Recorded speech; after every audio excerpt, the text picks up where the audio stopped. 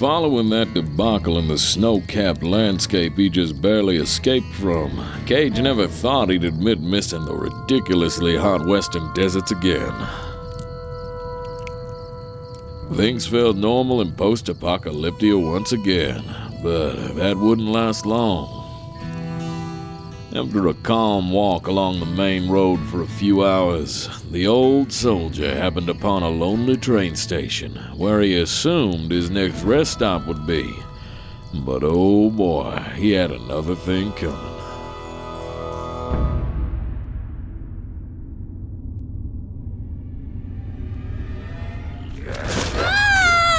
Behind me, dear. I won't let them get to you. Back. Back, I say. Draugr of the undead. Don't you dare take a step closer. Father, look out!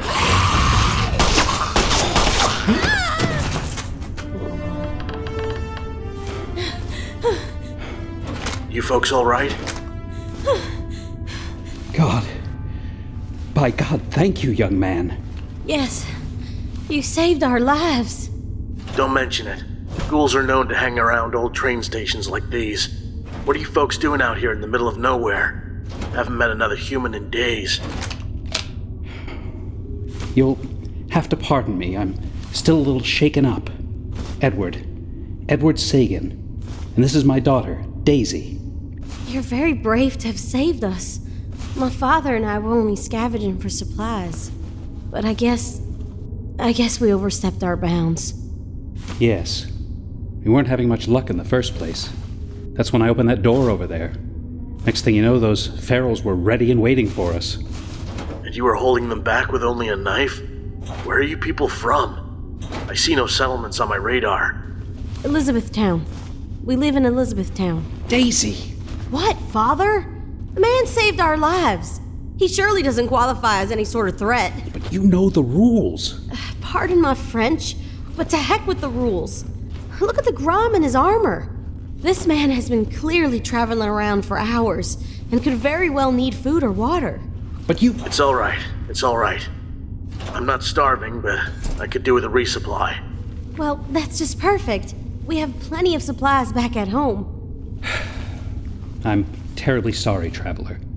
Maybe my wits weren't about me. The people of Elizabethtown are a quiet and private people. Have been ever since the war. We follow a strict code of ethics. It's what's procured us such longevity in the wastes all these years. I'd hate to break your cycle. No, outsiders are welcome. Encouraged, really. We've been wary, however, for who knows what an outsider's intentions may be.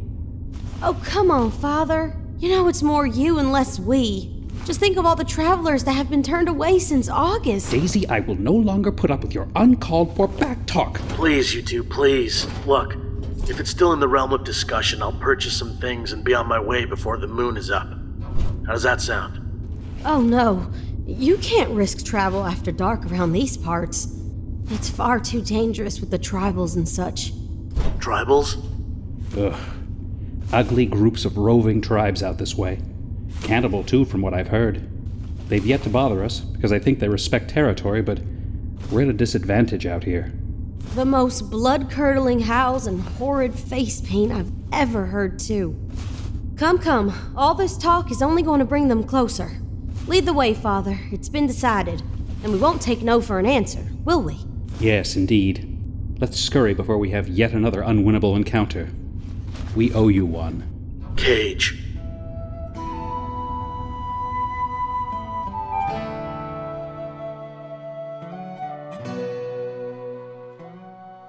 Now granted, a few cannibal tribals were nowhere near the level of dangers Cage has dealt with in his day, but the gesture to spend the night was a kind offer by the Elizabeth townsfolk. Same goes for that lover's grip Daisy had on his hand the whole way there. He couldn't put his finger on it, but something was oddly different about the Elizabethians. They wore cleaner garb than the usual wasteland settlers, the preserved pre-war fabric, quilted together and made to look nice. Not a lot of skin showing either.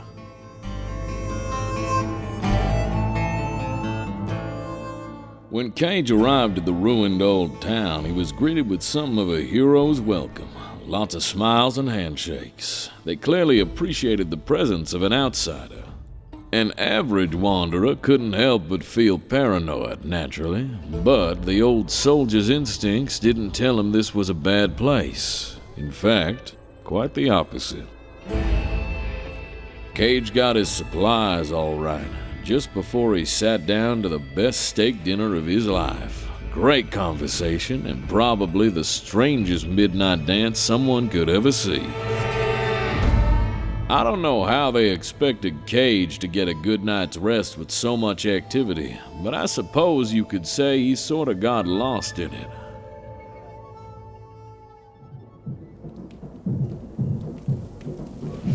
You know, I'm really glad you came to join us, Cage. I know our ways may seem alien to someone like you, but many of the locals say it is a blessing to be attending with us such as this, believe it or not. No, it's fine. I'm just a little taken aback that I'm seeing so much merriment in one place. Merriment that isn't sinister in a weird way. Are you sure you guys aren't the real cannibals? Oh, stop, Cage. No, I can assure you we are not cannibals. I can assure you that the steak you had was 100% Brahmin. Still, the laughing, the dancing, it's something out of an old world picture show. Nothing quite like it in the world we live in today. A guy like me might mistake this for a mirage. Well, is it a mirage you would ever like to leave?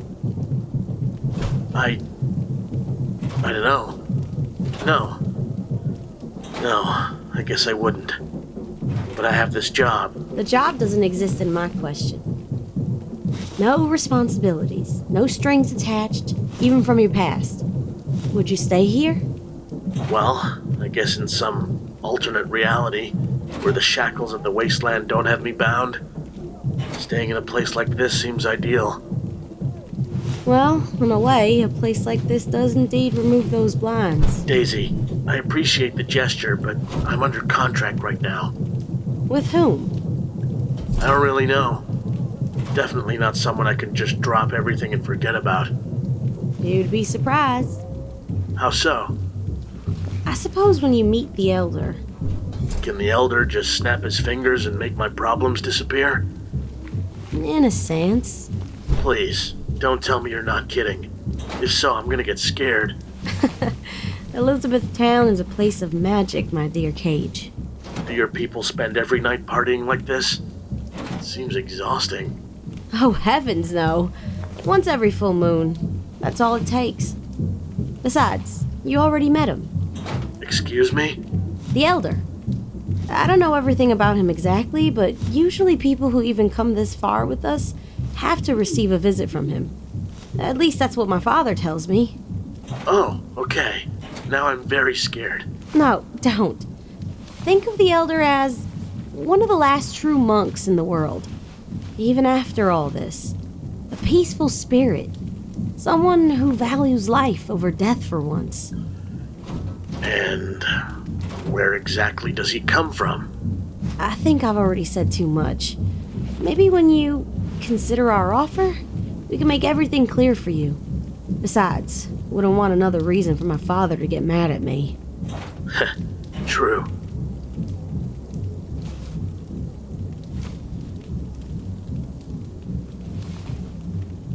So, do you ever take off that helmet at all? Usually when I'm on my lonesome, I had a secure safe house. Somewhere where I know I'll be safe. I'm not the Lone Ranger or anything. You're safe here, I can assure you that. Daisy, I'm not... Please don't doubt me.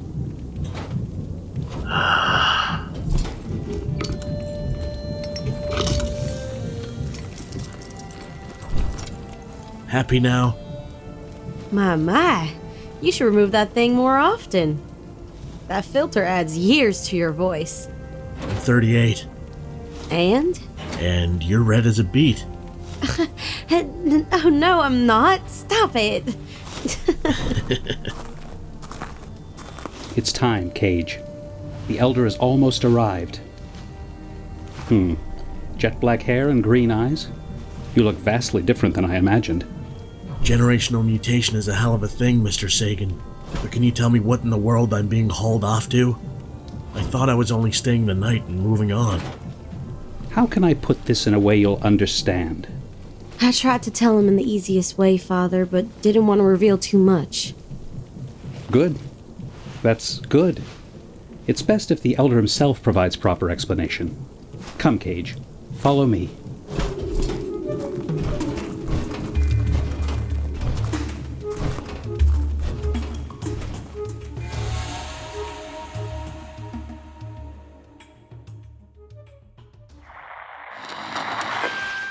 We'll return to our story after this. Have you ever wondered how deep the Elder Scrolls lore rabbit hole goes? Have you got a grasp of the basics and want to find out more about the universe? Written in Uncertainty is here to help you. We'll be mixing in philosophy, theology, and whatever other theory is useful with Elder Scrolls texts to untangle some of the biggest questions in the series, like what are dragon breaks, how does Chim work, where did the Dwemer go, and more. Check us out at writteninuncertainty.com or find Written in Uncertainty on any podcatcher. Thanks for listening, and catch you later in the Grey Maybe of Tamriel. Listen up, you maggots. While you're sitting there waiting for the show to return, your local army recruiter is wondering why the hell you haven't shown up yet. What? There's no benefits to the army? That's 100 push-ups right there. I've whipped hundreds of our country's finest into tip-top shape. And let me tell you something, bucko. The couch potatoes I churned out as warriors can't thank me enough for all the good I've done. But don't take it from me. Take it from my finest squad to date. I call them the Patrons. I hope you like competition, because Dawn McCormack is the best sniper of all time. With that silencer serving as the cherry on top, heck, she can practically finish a commie without them even knowing. Don't get your hopes up topping her record. I once saw her perform the best workout in the field while sipping a strawberry shake. Look over there! Mike Tyson is out by the range, testing out weapons made from the heaviest of U.S. steel. We've had to make a special medal for him, since he wiped out a whole army platoon holding 2 LMGs on either arm. It takes real guns to handle guns like those. I hope you like aviation. Joel Jackal was deathly afraid of heights before we strapped him down to the largest fighter jet known to mankind and kept him there until he stopped whining. Now he's the best dogfighter a general could ask for. Not everything about the military is all guns and explosions, as much as it pains me to say it, but sometimes war requires a brain. Michael D. Batque is our communications expert. I don't know what the hell he does in that room, but it must be working, because he gets a bigger paycheck than me. Is that the Sunrise? Nope, that's explosives expert Lost Paws Jr., handling the Fat Man tactical nuclear catapult. Right next to him, Frederick Winther, who ranked up to experimental MIRV, which shoots like 8 of those things at once.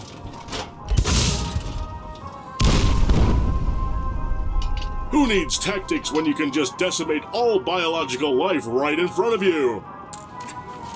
The Donnie Difference has the right idea. He's over there practicing that shiny new incinerator out there in the forest. It burns trees and foreign invaders. It's a double whammy. Roast s'mores after you've roasted the enemy. Perhaps heavy artillery isn't your thing. Maybe you've heard of the cosmic knife. It doubles as an everyday kitchen appliance and slices through the toughest of surfaces, even commies. That's my dynamic trio over there, testing them on some test dummies. Brandon Pellison, Jorge Vega, and Richard Villa dispatched over 12 holographic enemies with those things without even getting picked up by the sensors in record time. You like tanks? Course you do. Put the damn toy down and start living out your childhood war dreams behind the wheel of a real American tank. Like Hodgepodge the Cardboard Wolf. He may vomit whole lakes after spending a few hours doing some exercises, but it's worth the mess when you feel the rush of blowing stuff up. Tank's a little too big for your britches there, sport? Well, Jackson Little and John Baker over there love riding around in that Jeep. If you can deal with the kidney damage and spinal discomfort, the only thing those two ever complain about is who gets to be the rear turret gunner. So, what are you waiting for? Visit patreon.com/ABOMRadio and enlist today. That is, if you want to become the best of the best. Be a warrior, be a soldier, and most of all, be a maggot.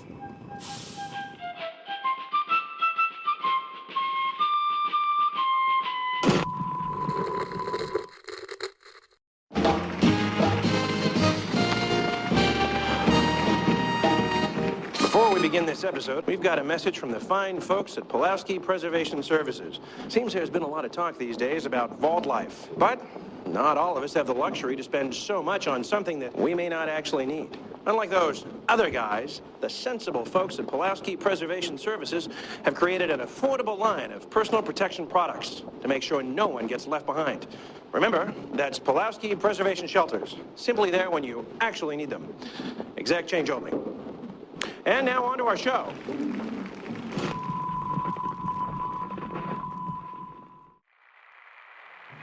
And now, back to our story.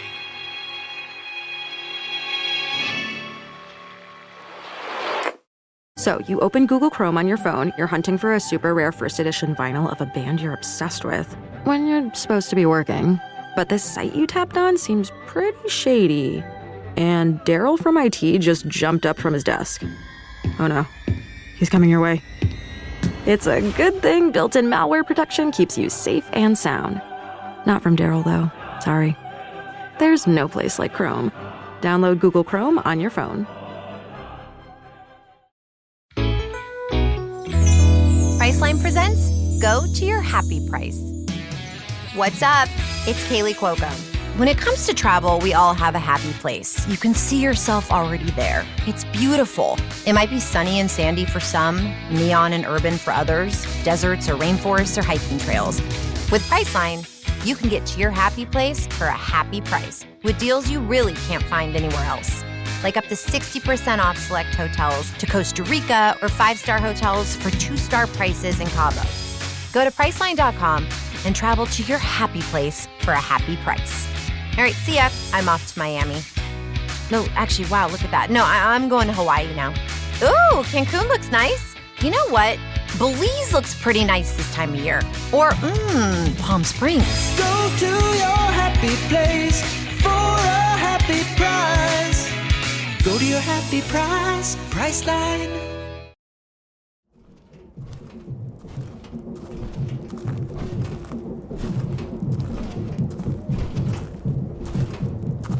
Mr. Sagan, with all due respect to your people and their beliefs, I think I'd be more comfortable knowing what exactly your elder wants with me. You've been nothing but hospitable, but I was just explaining to Daisy that... Hospitality in a genuine way is extremely rare to come by in the wasteland these days. Yes, I know. Then why all the secrecy? Well, even though I can't tell you exactly what's going to happen tonight, I just want you to know everything the Elder wants for you is to help you. Nothing sinister happens here, I guarantee you that. Help me? How will you help me? You'll see in just a moment. Stand right here, please.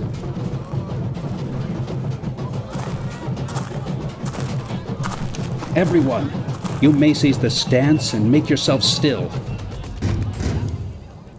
The Elder has made clear to me that he is pleased and ready to arrive. Today we honor the arrival of our newest friend to the tribe, Cage. Many of you have had the pleasure to meet the man, and in such a short time you have been made aware of his friendliness and acceptance. Many of you have not just yet, but understand that this traveler has been received positively by enough of us that our esteemed Elder has taken notice. This is why he is being summoned this night under the full moon. In such a circumstance like this, we recognize that many have accepted our gift and have chosen to accept a great offer from the Great Elder, while others may have not. But it is all up to you, Sir Cage. Are you ready? I guess.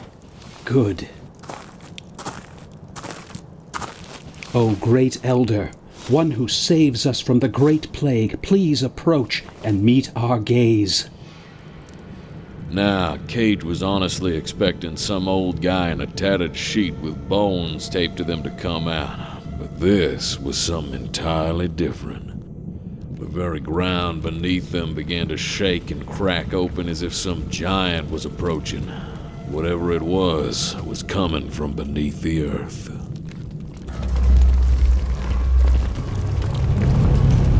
What's going on here? Please, Cage, relax yourself.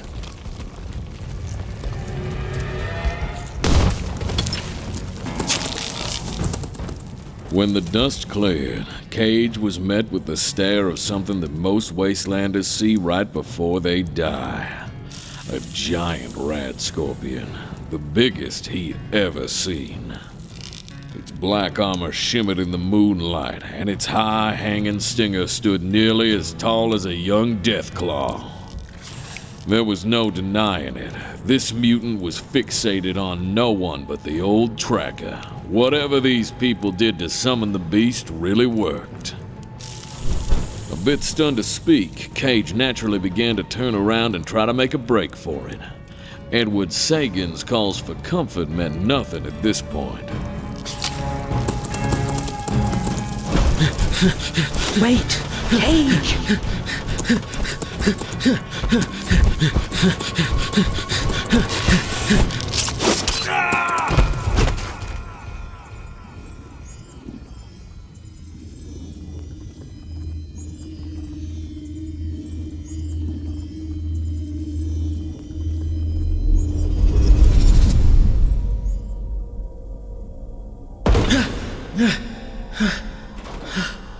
What happened? You fled. Please do not be alarmed. You are safe here. Safe? Here? Where the hell am I? I was forced to disable you to calm your panic. Nothing has changed. You are only here with me in spirit. Your body is fine. You're a scorpion. And you're talking. You're the elder they spoke of? I apologize. I instructed Edward and all who've come before you to remain ignorant of my true form. I was rather quick to understand the fear your species has for mine. This way you can see the truth of the matter. What truth? What are you going on about? How are you talking to me? I have inherited an ability beyond the sentient consciousness I have gained since the global events of 2077. An ability that has proven beneficial to humanity, a race of which my people have resented since the beginning of time. However, this resentment, like many conflicts, was moot. Moot? Yes. I may even be the only of my kind with this ability. I have not bothered to check. The people of Elizabethtown were victims of an awful sickness, one of tremendous struggle and suffering many years ago. So I offered them refuge, the refuge of which would not rob them of life, but rather the bliss of existence. A shared existence amongst a people who showed a loving passiveness to their fellow man. Each one of them lives within me. You have experienced but a taste of this existence. But I don't understand. You offered the poor people a place to go by, preventing the inevitable? No. I am the inevitable to them. Hope was completely lost upon them when the plague came and the cannibals stalked them for the right moment to feast. I prevented that travesty. Edward made the choice for his people when there was no time left. Thanks to him, a great suffering to him and his people was prevented. They could continue. Are you telling me that none of this has been genuine? I can't tell you that it has been just as real as it has been fraudulent. Something is happening within me that exists in some regard, but it is beautiful. I have not expected myself to be respected as the people of Elizabethtown have regarded me, but to be an elder is an honored title. Coexistence between other life forms is something of a full peace in this broken world. Many have come before you, Cage. Many are similarly worthy, others not so much. This is not an opportunity I offer lightly. Why tease me like this, Elder? Why Why cloud my mind with fantasy? Haven't you listened? This is no mere fantasy. It is even something I do not fully understand. Picture me as a vessel, dear Cage. A vessel that provides an escape from our current existence. A medium between life and death with no bounds. There are no penalties if you were to join us. What I am proposing is quite plainly an exit from this hellish plane. You have no recollection of when I approached you this morning, I presume. We met? Wait, Daisy. Daisy said something. Yes. In order to witness the people of Elizabethtown, a partial injection of my venom must be administered. I do not know why, but these first encounters are never remembered. My plane of existence crossed with yours, as did theirs. That's why things felt so weird. Why I felt so calm. This entire community, their essence, just lives within you. This is the most incredible thing I've ever seen. Yes, but I feel as if you want to refuse. I can't. Not now. I understand. I judge you not. However, let me aid you on your journey with a vision. A vision? Like a reading? Yes, a reading may be vague, but indeed helpful. Yes. I want to know more about my future and where my current path takes me.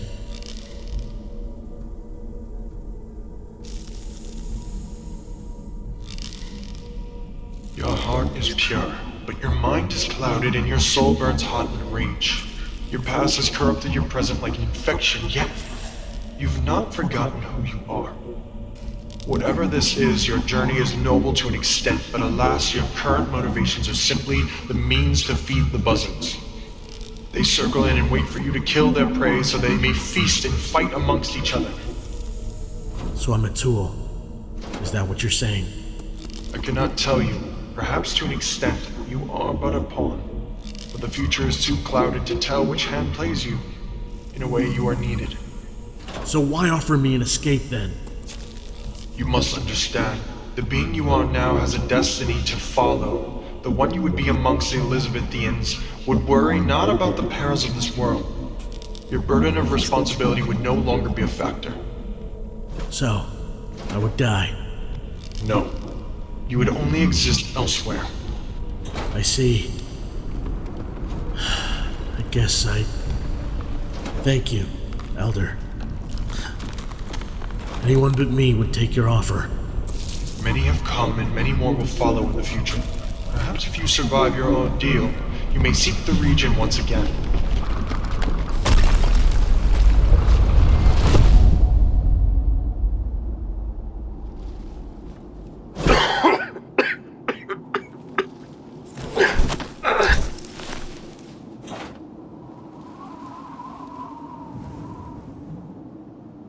Cage, are you there? Yeah, I'm here. Good. You hadn't checked in at our usual time, so I got a tad concerned. Getting ready to move along? Yeah. Spent the night at Elizabethtown. Just about to head out. Elizabethtown? That ghost town? I've heard too many tales from locals about the oddest things happening that way. Why you chose that den out of all places is beyond me. Won't need to worry about it now.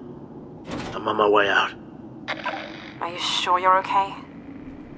Yeah. I'll check in later.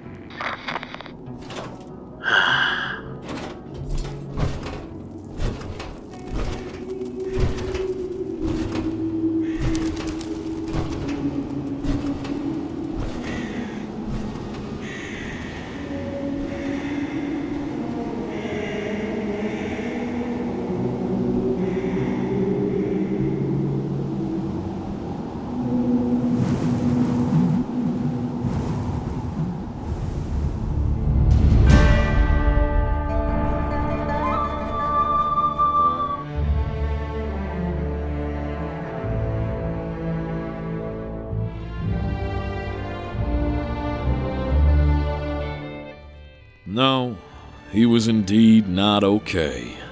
Rather, Cage was conflicted. conflicted with the choice to literally escape the ills of the wasteland, like most everyone time and time again attempts to do, but always ends up back somehow. Now, the typical ways of escapism exist at the end of a bottle, or even a syringe, but living within a shared consciousness inside of a giant talking scorpion is a bit unheard of. The ways of Elizabethtown had tempted him, sure, but as long as he breathed for the Brotherhood.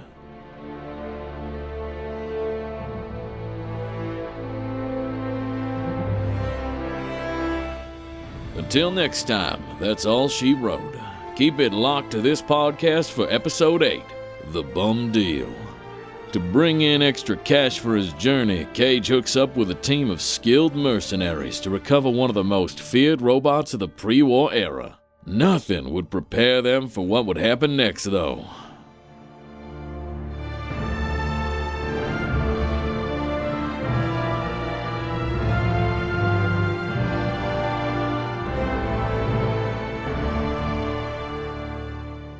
This episode was written and produced by Preston Harden, edited and mixed by Ethan Walsh. In today's episode, Cage was voiced by Mike Tyson, Daisy Sagan by Crystal Romero, Edward Sagan by Brad Williams, and the Scorpion by Joseph Kelly.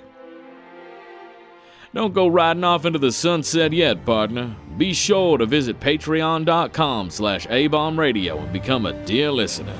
Also, find us at A-Bomb Radio on Twitter. Other things like our merch and Discord are available in this episode's description. Also, make sure you rate and review this podcast wherever you're listening to it. Or share it with another Fallout fan. You know they'll like it. I'm Forrest Lee, and we'll see you in the next one.